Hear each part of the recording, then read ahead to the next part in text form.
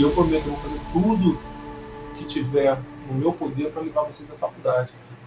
Mais uma vez ele fala, isso já tinha sido dito, mais uma vez ele reforça, mas acho que dessa vez, depois de tanta história e tanta trajetória, acho que alguns alunos conseguiram finalmente compreender que ele estava brigando por eles. Aí os alunos continuam estudando, né, e tal, estão lá estudando, tá aquela polêmica ainda, e eles começam a ir para a biblioteca, né. Aí tem uma coisa muito legal também que o técnico faz, uma ideia boa, que é de levar as moças para a biblioteca. Por que eu acho muito legal, gente? Novamente a aparência. Você vai para a biblioteca e não vai lugar de nerd, olha a aparência aí. Vou para a biblioteca, vou me queimar, vou pensar que eu sou nerd, que eu sou, sei lá, chato, sem graça. São possíveis conjunturas, conjuntura não, né? Possíveis pensamentos, receios. Quem se guia pela aparência vai querer corresponder ao que ele entende que o outro pensa dele.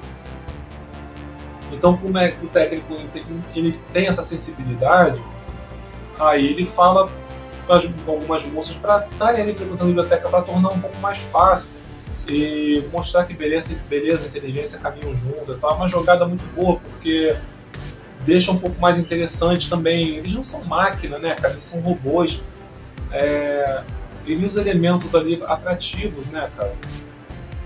Ele ajuda um pouco, fica um pouco mais fácil para os alunos ficarem na biblioteca.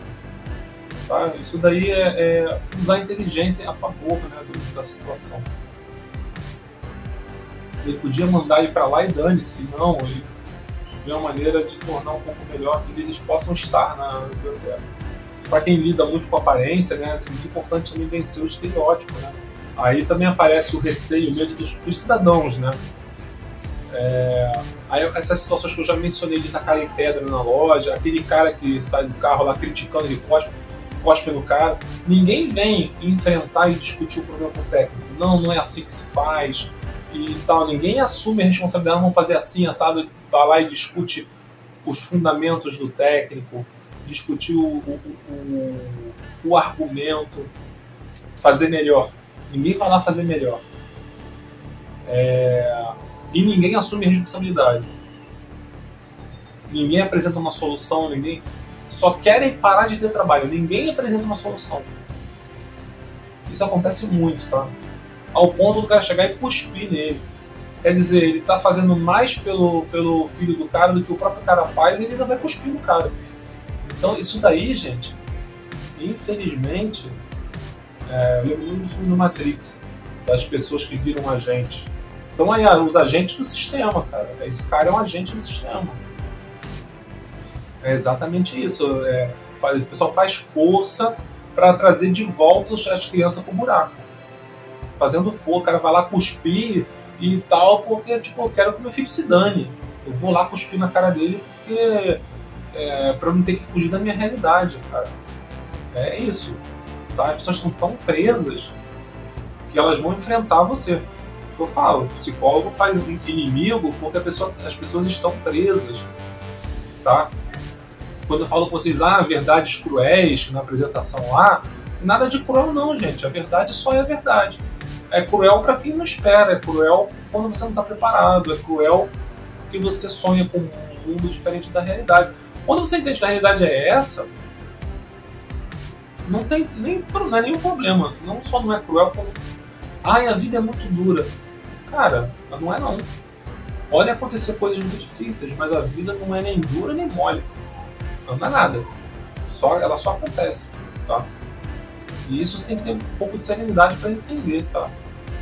Pelo menos são as coisas que você acreditou, que quando você encara a realidade, parece duramente diferente, mas você endureceu na tua crença. Aí você quer bater de frente com a vida.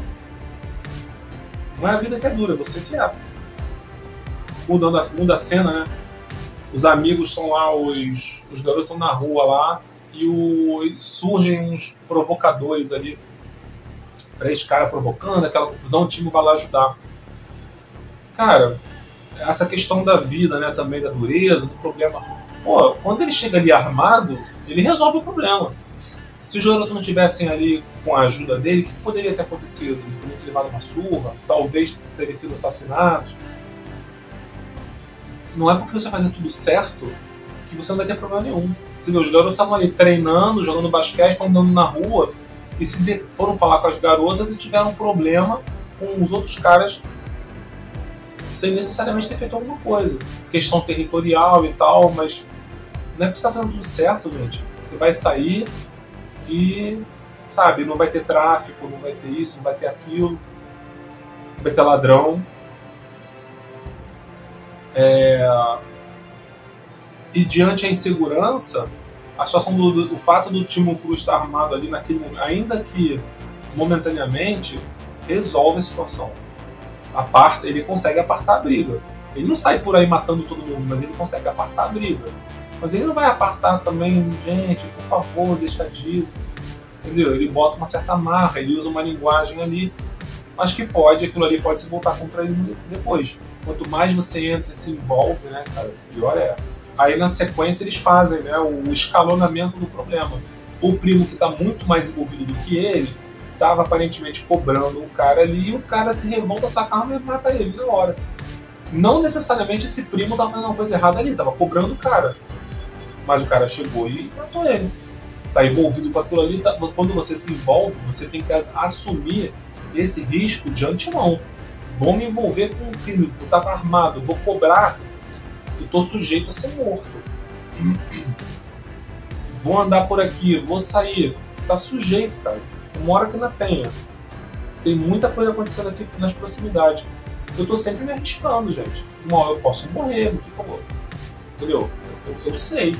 Eu vou sair. Não é que eu saio na rua também, aqui eu vou no mercado e passo por um monte de gente armada e tal. Mas, cara, eu posso mudar de cidade, eu posso fazer um monte de coisa.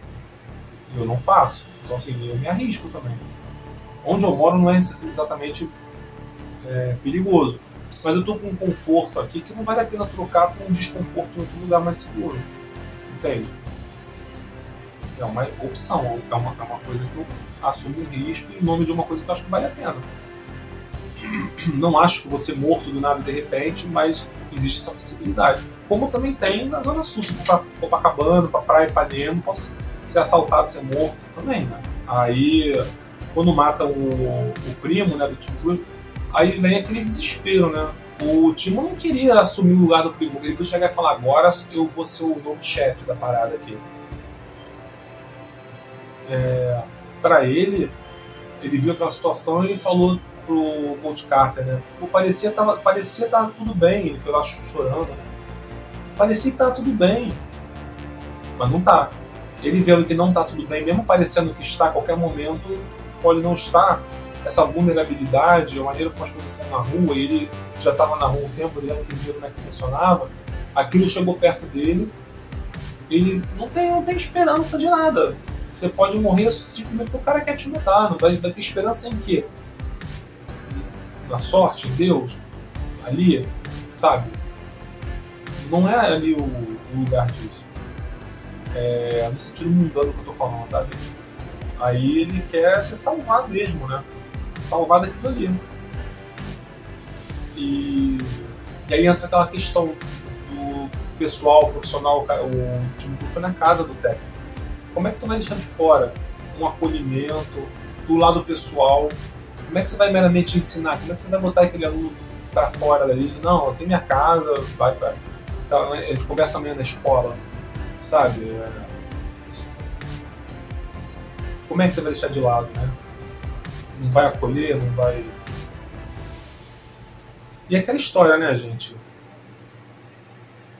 Como é que um Estado que tem que pensar na educação das crianças, como é que um Estado que tem que ser para todo mundo, como é que ele pode esperar que uma criança se torne um adulto bem educado se alguns pais não sabem como fazer? Se a gente está vendo ali que muitos pais não vão ajudar a que o filho tenha uma condição, como é que ele pode esperar que os alunos venham a ter uma condição?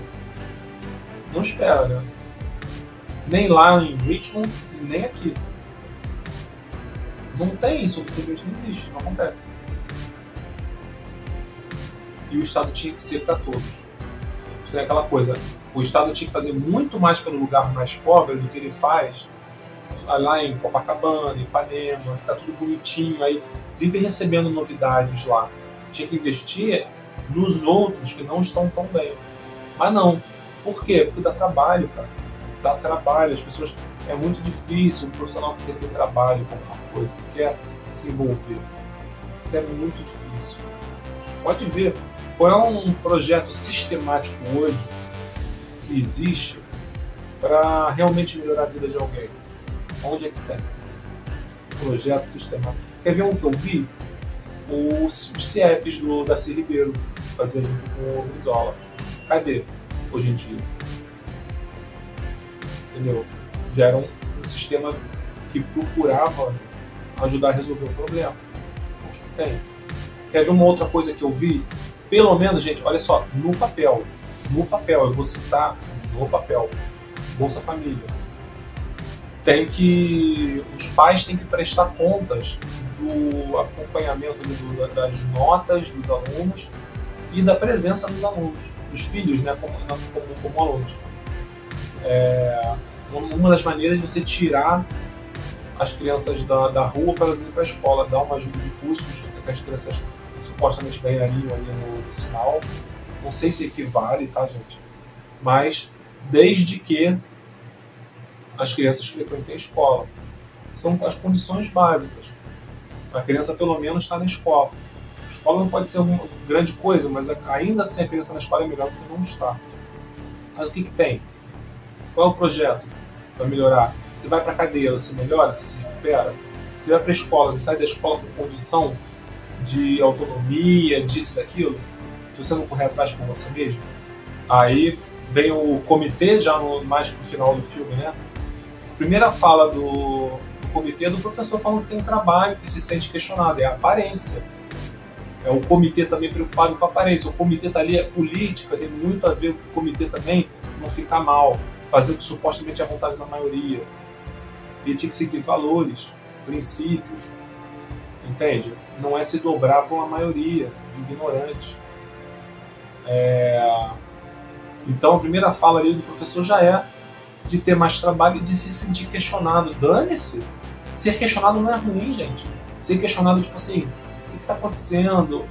Como é que está a nota do fulano? Apresentar aquilo ali são fatos. O questionamento é a mera pergunta. Questionar não é a mesma coisa que julgar. E é aquela história que o coach falou. Se a nota está ruim é porque nós falhamos. Isso inclui o professor que não quer ser questionado. Mas para que diabo que ele está ali então, entendeu? Aí porque vive de aparência. Aí novamente o simples faz brotar as desculpas. Outra coisa da aparência, o grande problema da aparência também é o foco em si mesmo. Poucas pessoas ali falam do outro. Desde o início do filme, fim do cancelamento e tal. Vocês podem pensar que os pais estão falando pelos filhos, mas eles não querem ter trabalho, porque ninguém tirou o filho deles da escola. Foram exigidas condições de melhoria, não é exclusão. Melhoria, condições, contratos, ninguém vai... Assim, mas é em nome de que isso aqui? Não, estão sendo mais exigidos para ele passar a ter opção de não só jogar basquete, mas também poder ir para a universidade, para se tornar homens melhores. Isso está à disposição dos pais que quisessem entender os fundamentos do técnico. É uma melhoria. E ele falou, não, a gente não vai mais jogar basquete, isso é coisa do diabo, vamos fechar aqui e pronto. Não teve um cancelamento. Fechar o ginásio mediante as provas, as notas ruins, era uma condição de desdobramento da condição inicial, que era uma melhoria. Só que os pais não ajudaram, não participaram e reclamaram do resultado. Igual os filhos, reclamando de resultado em vez de procurar fazer, construir um resultado melhor. A revolta do Junior Battle, ou do Worm, tá?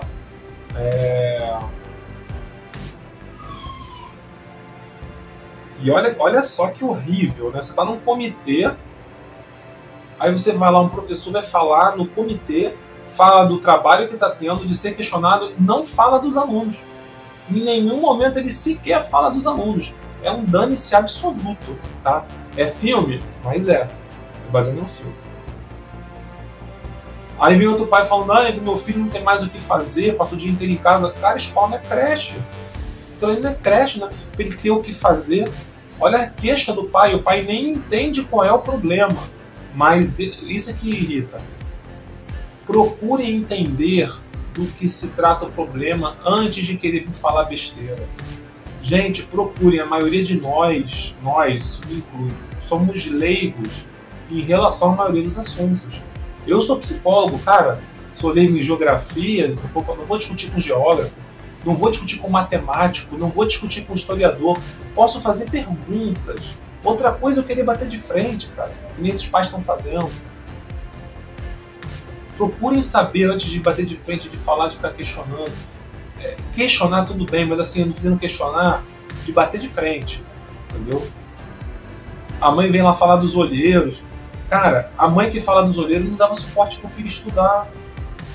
A nota do filho dela é uma das piores. A mãe do Worm. Falando que dos olheiros, cobrando o técnico o resultado do que ela não fazia, cara. Sabe? Ela não fez nada pelo filho, ela acha que a escola tem que fazer, aí a escola tá fazendo e ela vai lá atrapalhar também. Sabe? É um projeto de destruição do futuro do filho, cara. Então assim, não falem. Não falem se você... Cara, quer entender? Vai estudar. Não quem entende, vocês querem saber, querem discutir? Ótimo, vão estudar. Querem falar, querem discutir, querem questionar? Maravilha. Não sai falando M, tá? Quer um exemplo, cara? Pega o filme Olho de Lorenzo. Olho de Lorenzo. Pô, cara, dá pra se discutir com o médico, dá pra se discutir com o neurocientista, mas vai lá ver o que você tem que fazer, tá? Esse filme, se eu não me engano, tem no YouTube, é um filme antigo, tal, não é difícil de achar. Possivelmente vou pegar no futuro, se você quiser ver agora, beleza, mas tu quer, tá te incomodando? Vai lá ver. Depois a gente conversa. Olha o tamanho da encrenca, pra você poder falar. Aí você pode falar, você pode até ensinar. Agora, tá achando que você vai chegar, tu viu 2 videozinhos no Instagram que tu vai chegar e começar a fazer comentário, vai discutir com o profissional, cara? Melhor ficar quieto. Fala do seu lugar de pai, expõe a sua situação. Não é não poder falar, cala a boca, tá? Antes que eu seja mal interpretado também aqui. Tua fala é do lugar de pai. Não é uma fala do que o coach tinha que fazer. Eu como pai não consigo entender porque eu vou ter mais trabalho, meu filho não tem que fazer em casa, mas eu não vou, por causa disso, requerer que o técnico mude a forma dele trabalhar se eu não entendo. É um desrespeito, desconsideração, é só pensar em mim mesmo. O que justifica tudo isso? Eu do meu lugar aqui de pai não consigo entender.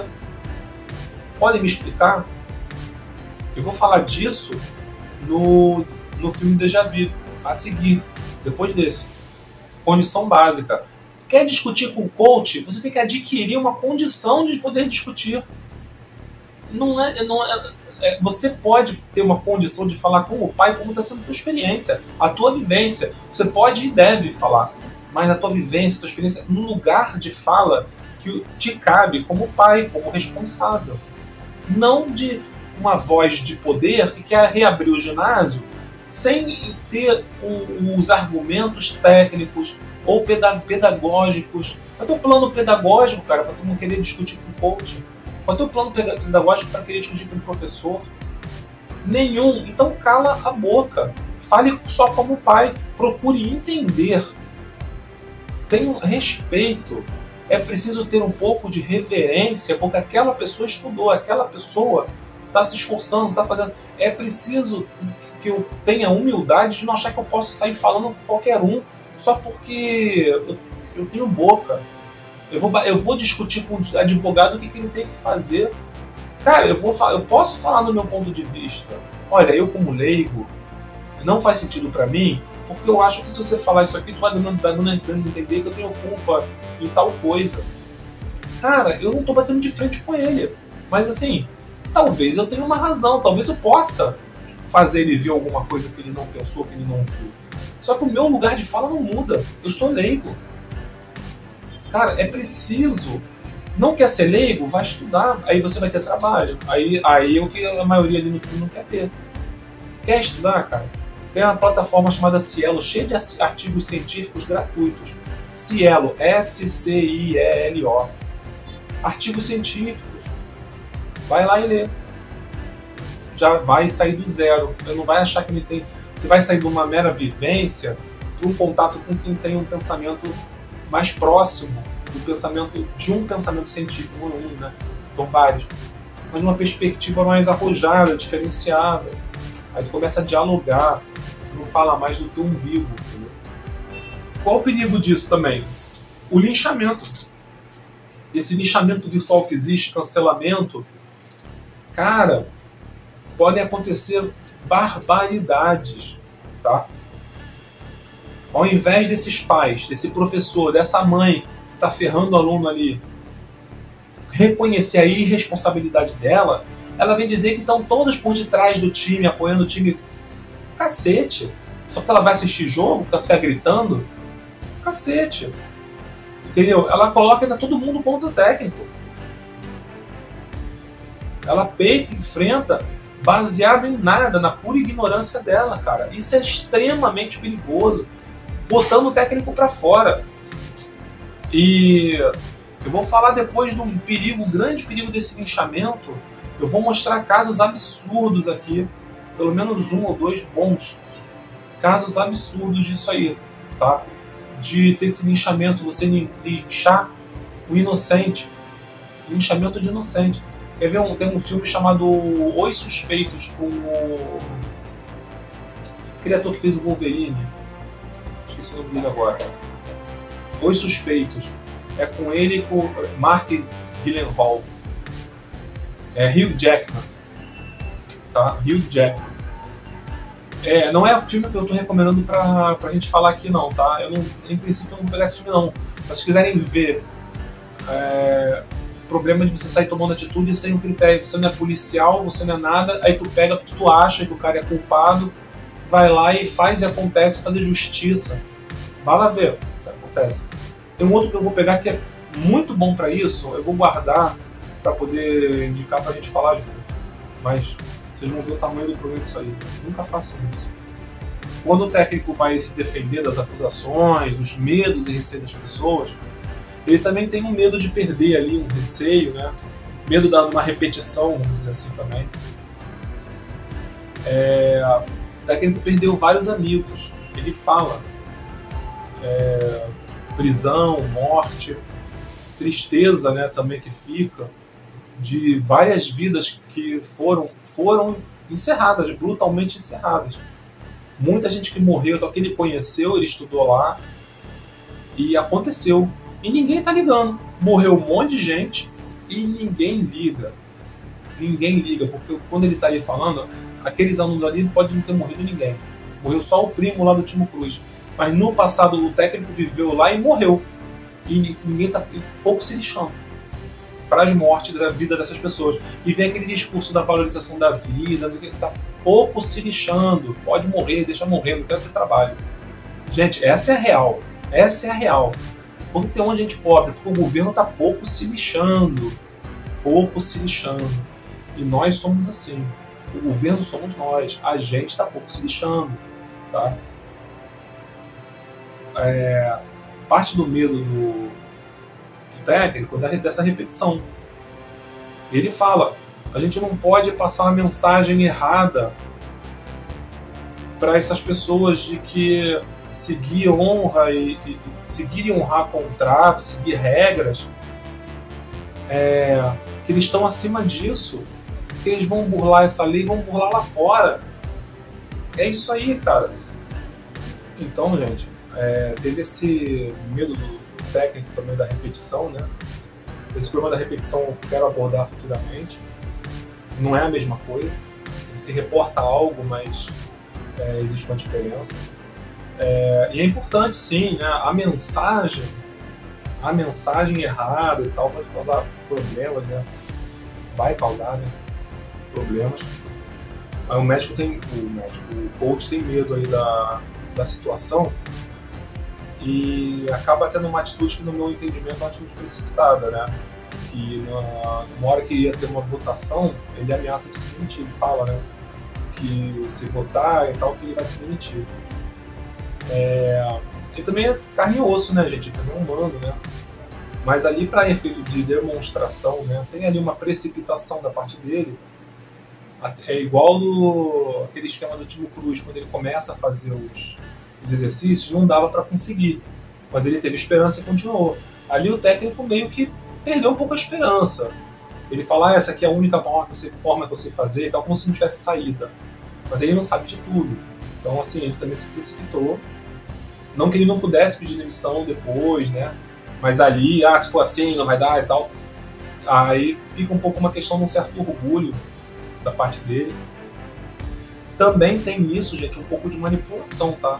Quando ele fala que ele vai, se votarem contra, ele vai se demitir, é óbvio que ele está querendo forçar para as pessoas não tirarem ele. Porque o pessoal está achando, inclusive, que se tirarem, que ele ainda pode continuar. Tem muita gente que quer conciliar as duas coisas, entendeu? Quando eles vêm e falam vai ou racha também, ele manipula essa galera que está no meio, entendeu? É um tipo de uma manipulação, praticamente uma chantagem. Se votar contra, eu saio. Ele está colocando uma condição, tá, gente? Isso é um tipo de manipulação, aí, de chantagem. Chantagem emocional e tal. Aí votam contra, de fato. E tem uma cena que é fogo, cara. Que é ele indo lá, ele vai no ginásio, ele leva uma caixa, ele vai lá tirar as correntes e não dá nem tempo, porque já tinham cortado as correntes antes. Isso pra mim é a demonstração da violência e da covardia. Aquela violência silenciosa. É todo mundo, mas não foi ninguém. Sabe? A covardia. Mas acaba disso brotando novamente, né? Assim como a situação do Timo Cruz, da dificuldade brotou uma solução, uma saída do próprio time. Dali novamente também, né? Desse medo, dessa votação, brota ali um movimento de liberdade, né? Do time, da liberdade de poder estudar, de perceber que são livres, né? Eles fazem ali uma escolha e ao mesmo tempo tem um reconhecimento do técnico, né? Do que o técnico está falando por eles, no que eles estão envolvidos, tem um reconhecimento, eles passam a conhecer novamente e entender melhor a situação que eles estão envolvidos. Então decidem que aquilo ali é importante, que eles vão estudar sim, que o estudo está acima do basquete e que eles não podem obrigar eles a jogarem, né? Nós vamos terminar o que o senhor começou. Finalmente, o Timo Cruz dá a resposta pro coach, né? Qual o seu maior medo? Aí eu acho que vale a pena repetir o texto, né, gente? Pra gente pensar aqui. Nosso maior medo não é de sermos rejeitados. Nosso maior medo é de ser poderosos além de uma medida. É a nossa luz e não a nossa escuridão que nos aflige. Ser pequeno não serve de nada ao mundo. Não há nada de iluminado de se colher para que os outros não se sintam seguros ao seu redor. Somos todos feitos para brilhar como as crianças brilham. Isso não está apenas em alguns, mas em todos nós. Quando deixamos nossa luz brilhar, permitimos sem querer que as outras pessoas se sintam na condição de fazer o mesmo, enquanto nos liberamos do nosso próprio medo. Nossa presença automaticamente liberta outros. E libertar do nosso próprio medo também é vencer as aparências, gente. Quando a gente brilha, é se tornar, não é parecer ser. Tá? E quando eles falam aqui que a questão de sermos feitos de brilho, feitos para brilhar, que não é apenas para um, mas para todos, é aquela questão de que todos devem ter condição de poder escolher, de poder ir para a universidade se quiser, que nem todos precisam ir. Tá? A condição é necessária, a escolha é de cada um, a decisão, a escolha. Então, só que sermos poderosos, por que tem alguém que tem medo de ser poderoso? Acho que muita gente pode não ter entendido isso. Mas eu vou ter medo de ser poderoso? Eu quero mais ser poderoso. Cara, não é. Até ser poderoso dá trabalho. Tem um meme que rola aí pela internet, não é dos mais famosos, então pode ser que vocês não tenham visto, mas que eu acho que era até do Chapolin Sincero, que era tipo assim, Deus me livre de começar a dar tudo certo na minha vida agora. Não tenho nem roupa para isso. Tá? É um pouco por aí.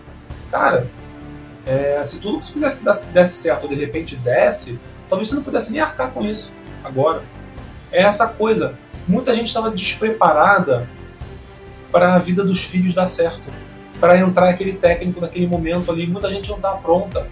E aí começou a remar contra. Não é tão fácil. Ser poderoso implica em muita responsabilidade, a habilidade de responder. Se eu fosse brilhar, por exemplo, vou me tornar um engenheiro, eu vou ter que estudar pra caramba, eu vou ter que estar disponível como engenheiro para trabalhar como engenheiro. Eu não vou só ganhar salário, eu vou ter que levar uma vida de obrigações, compromissos e responsabilidade. É muito fácil falar, queria ser rico, mas ser rico não é um modo de viver. Ser engenheiro, ser médico, ser um presidente de uma empresa, talvez você não tenha paz, não tenha sossego, quer ficar sem dormir, quer não ter tempo para a família, você quer? Isso a gente só sente na pele e na hora, cara. Falar é fácil, a questão toda é essa. Todos nós temos condição de ser rico, tem condição, só que assim, você muitas vezes abdica para tomar certas atitudes para cuidar da sua mãe que está doente, do seu avô que está doente, ou você teve um filho, deixou de, que nem acontece com a Kira, que está grávida lá do Kenyon, talvez ele deixasse de ir para a faculdade para poder ficar com o filho, e talvez não tivesse um futuro tão bom, mas não é necessariamente errado, sabe? Você pode muitas vezes sofrer um acidente, sabe?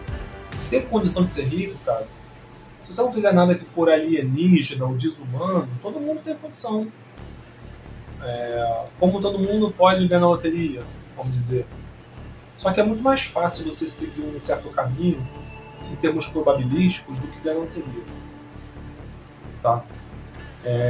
Só que assim, a vida de responsabilidade para você ser aquela pessoa, talvez seja uma vida que você não quer.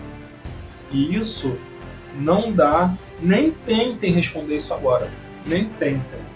A gente vai entrar num caminho de autoconhecimento e a chance de vocês responderem isso de forma errada é muito grande nesse momento. Geral, estou generalizando, tá, gente? No geral, nem tentem responder se você quer. Porque, cara, não dá para saber como é que é ser um CEO de uma empresa. Você imagina o cara tendo um monte de reunião, mas tu não sabe como é que é isso dia após dia, após dia, após dia, após dia, porque você quer ser rico. Não te leva a saber como é que é ser, qual é a pressão que esse cara tem. Não é assim, gente. Não é assim. Tá? Não é um lugar disso, não.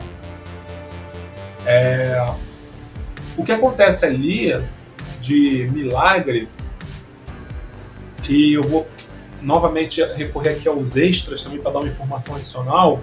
Assim, pô, o cara desistiu, demitiu e de repente está lá.